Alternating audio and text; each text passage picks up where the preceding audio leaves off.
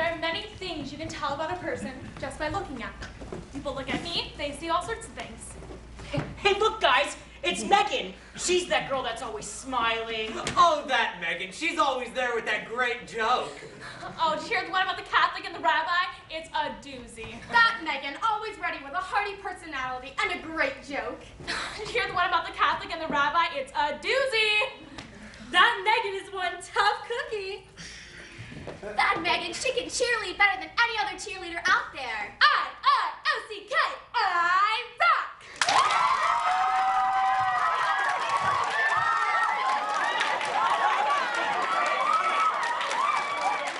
I wasn't even in a movie. Oh, but Miss Megan, you're so beautiful. You deserve one just for walking down the street. You touched me. You touched me. The deep part of my heart is being touched by you right now. Thank you. Thank you all! That Megan is awesome! We all tend to place people into these groups based on how they look.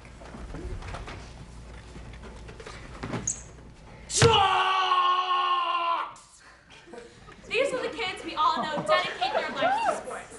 They have veins popping out of their necks and usually have a cocky attitude. Emo. These are the kids with black hair, typically dyed that way, with pants way too tight that has a chain connecting their wallet to their pocket. They walk around brooding over the world and all that is wrong with it. Drama people. You can find them in the drama room eating lunch with their teacher, typically a salad, dressing on the side, and talking about absolutely nothing except for musical theater as if everything else just isn't worthy of their time. Preppy girls! Preppy girls can be seen giggling, putting on makeup, fixing their hair, and talking to the jocks. They parade around school as if you are beneath them and are not worthy of their time. Megan? Preppy girls! Preppy girls can usually be seen giggling as they talk to the jocks. They parade around the hall as if you are not worthy of their time. Megan. Preppy girls! Preppy girls usually act as if you are not worthy of their time. Megan. I was once a preppy girl. Middle school is not a particularly fun time for anyone. Everyone is awkward. You try really hard to be seen or heard because to you that's the most important thing. I remember the series of books I loved. They were called the Cookbook series. They followed these 4 super rich private school girls living in New York, and they had their own cook in school.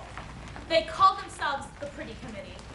And there was a group of girls in my middle school who followed these books religiously.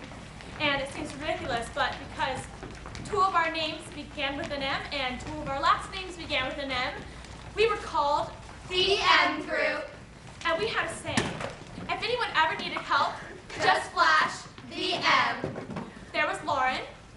I'm the alpha of the group because I came up with the idea of the M Group and because I said so. There was Regan. I'm the sporty one. I'm the one who takes over when anyone threatens the girls.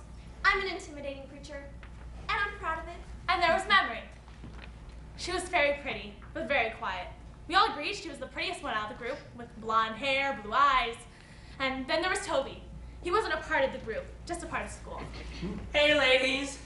Ooh, Tobias!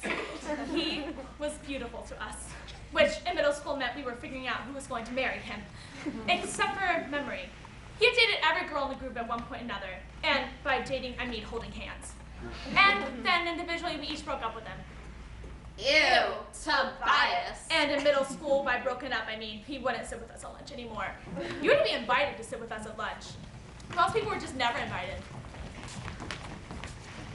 No. No. No. No.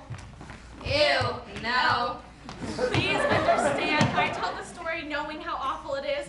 It's not a story I'm proud of, but the 4 of us ruled the school proudly. Well, that was until a secret was discovered. Memory and Toby were dating. They were holding hands. And as you can imagine, this did not sit well with the M Group. I don't think so. And Toby was on our undateable list, so how dare Memory be holding his hand?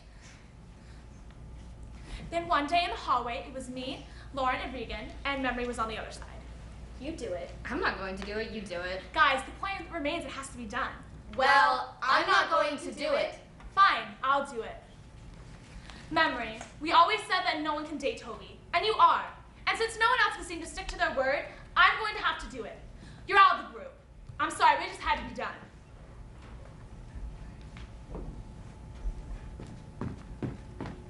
And she started to cry. A lot. And believe it or not, I didn't even feel bad. It wasn't even until the next class when I had realized I had done something horrible. Oddly enough, it was the class where I didn't have anyone else in the group with me. Now, I know this was 6 years ago, and as you can imagine, the group isn't together anymore. Well, in fact, none of us are really close anymore. And I know that creating a group who gets to sit with you at lunch is ridiculous, but at the time, it made us feel really special. And you know, that's why middle school was so hard to begin with in the first place. We're all just trying to figure out what makes us special. Maybe that's why this started to leave my head. I had made someone feel like there was nothing special about them, and all I wanted to feel was there was something special about me. Seems childish now, but more than anything, I wish I could go back and say that I'm sorry. But I can't. Megan? I really am sorry.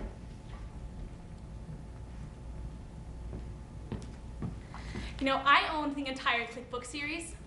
My mom once tried to get rid of them once in a garage sale, and I wouldn't let her. They still sit on my bookshelf at home.